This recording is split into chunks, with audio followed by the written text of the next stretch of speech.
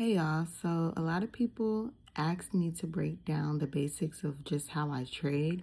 So I decided to make like a little series, just explaining how trading works, or how it works for me, I should say. I'm not a financial advisor, I'm not a professional, I'm not a professor or anything like that. I'm literally just a mom sharing my journey and sharing with y'all what works for me. Now, I do keep things pretty simple and straight to the point, but remember, we are trading, so simple doesn't always mean easy. Now, let's talk about, well, actually, before we talk about futures, let's talk about the basics of what trading actually is. So, by definition, trading is the act of buying and selling an asset with the goal of making a profit. So, the goal is pretty simple. You want to buy something at one price and then sell it later at a higher price. So an example would be selling shoes, right?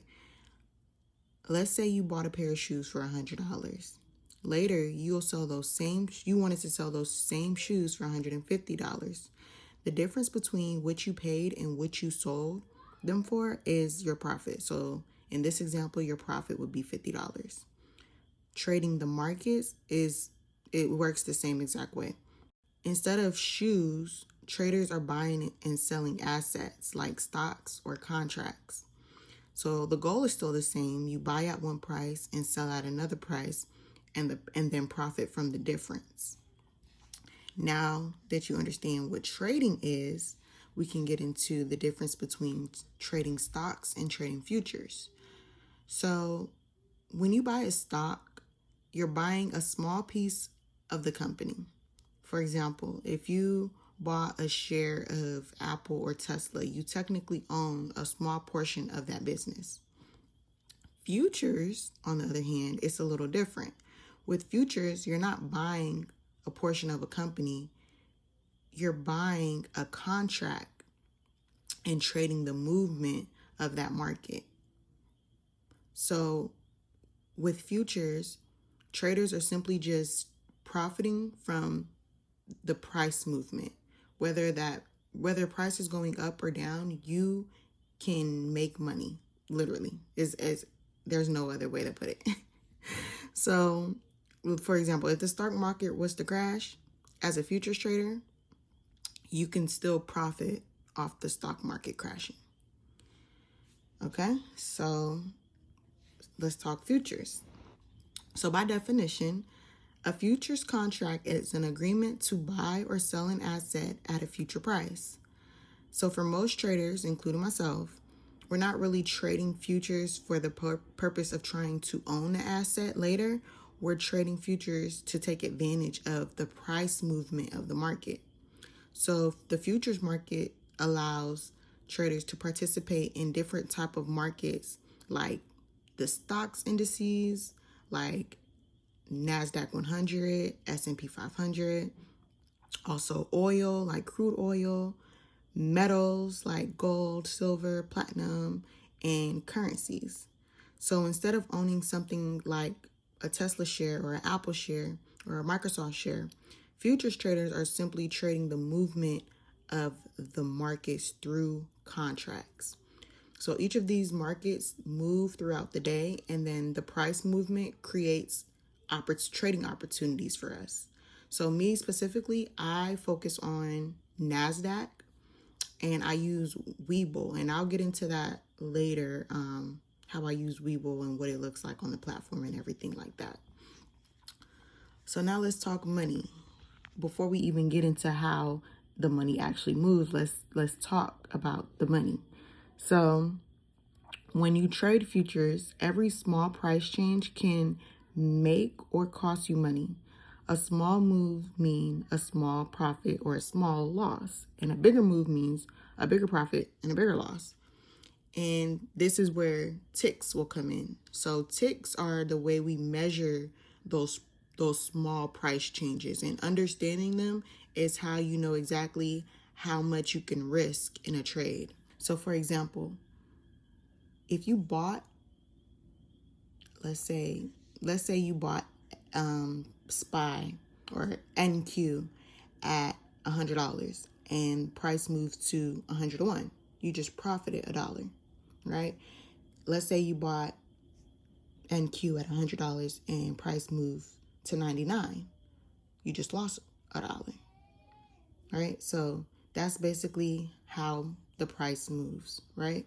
Now, in order to calculate those moves, you'll have to understand what ticks are. So ticks is the smallest amount that a price of futures contract can move.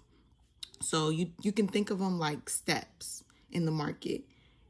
Like, how many steps does it take to get to $1? Or how many steps does it take to get to $10? Those are ticks, right?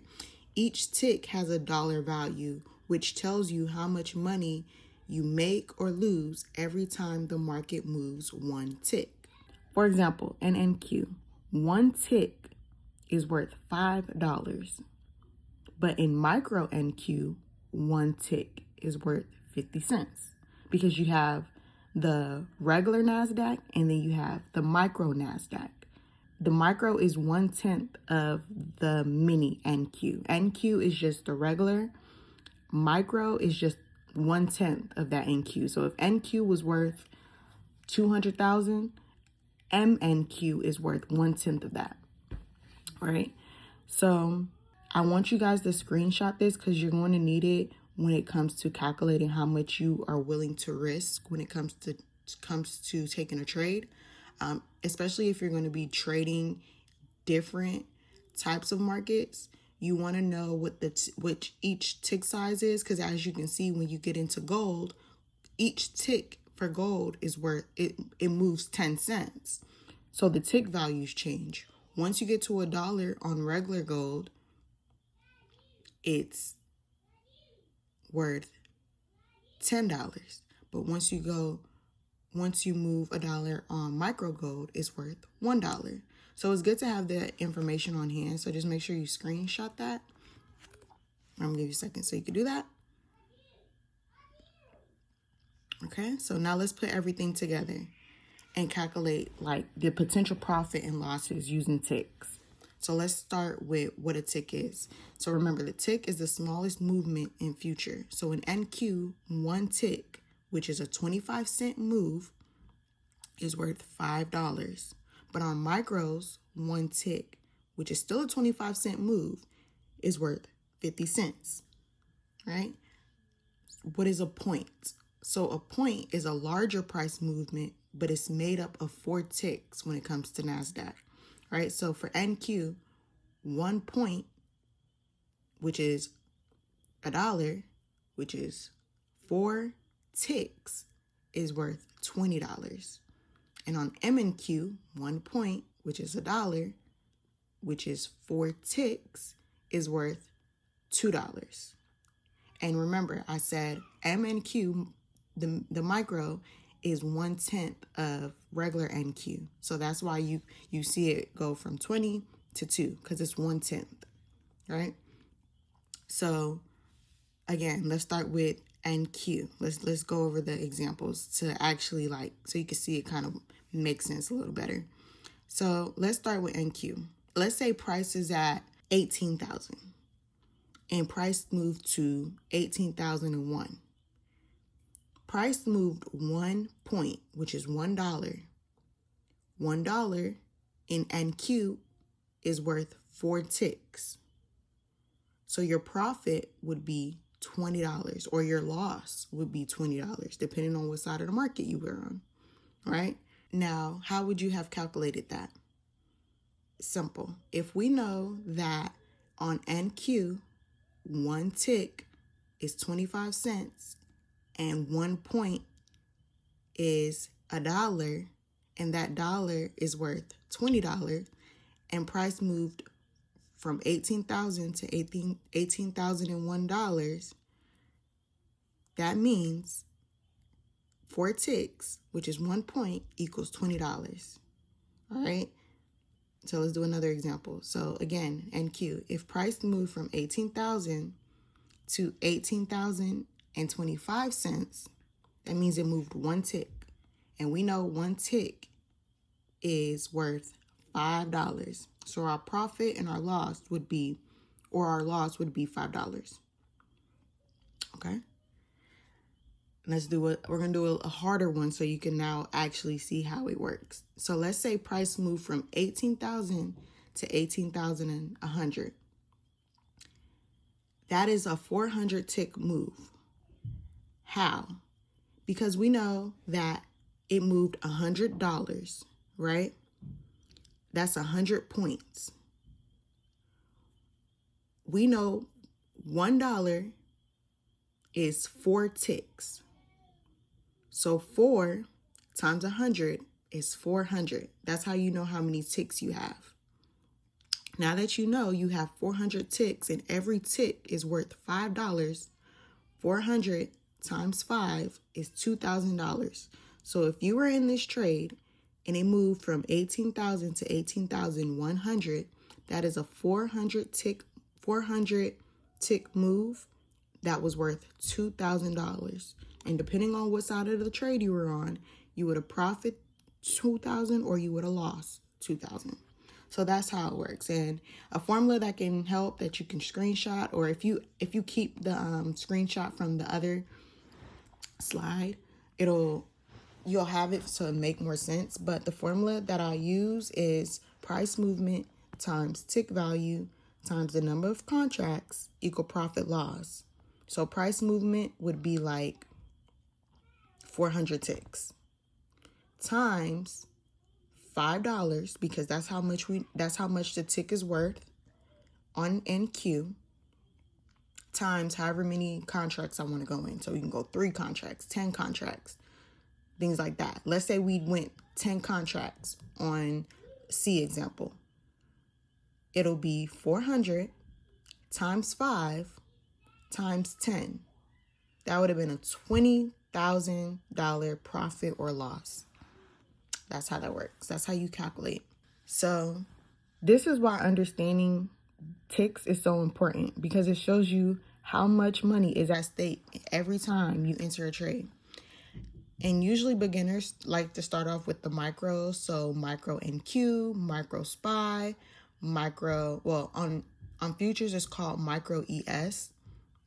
And then you also have micro gold, micro crude oil, things of that sort, because the tick value is a lot smaller, which means your risk is a lot smaller, especially while you're learning. I won't get into like the margins or anything like that, but to keep it simple, you just want to make sure you understand ticks. Now, before you can even start trading futures, you do need to have a broker. A broker is the platform that allows you to access the market and place your trades. Some popular brokers include Webull, which is popular to me because that's my favorite.